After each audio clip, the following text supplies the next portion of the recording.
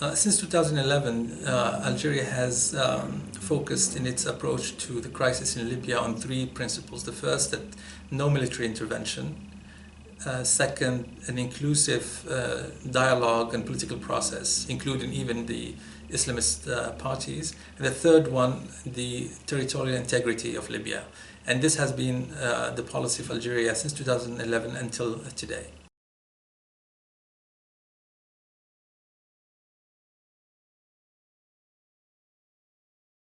What we have seen now happening in Algeria, the social movements, the contest, the departure of former President Bouteflika, hasn't ended yet. So we don't know what will be the end course of this process. But until now, the main effect of what happened inside Algeria has been the movement by Marshal Haftar from the east towards the west.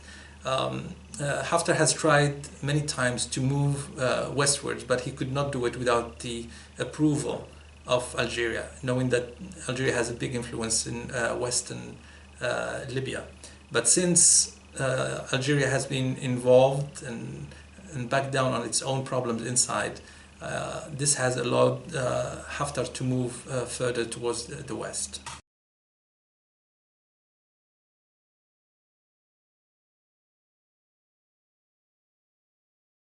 Now in the future, depending on which scenario unfolds in Algeria, if the regime stays in place with changes only of officials and figures, I believe that then the same policy that Algeria has pursued since 2011 with the three principles that I mentioned before will still apply.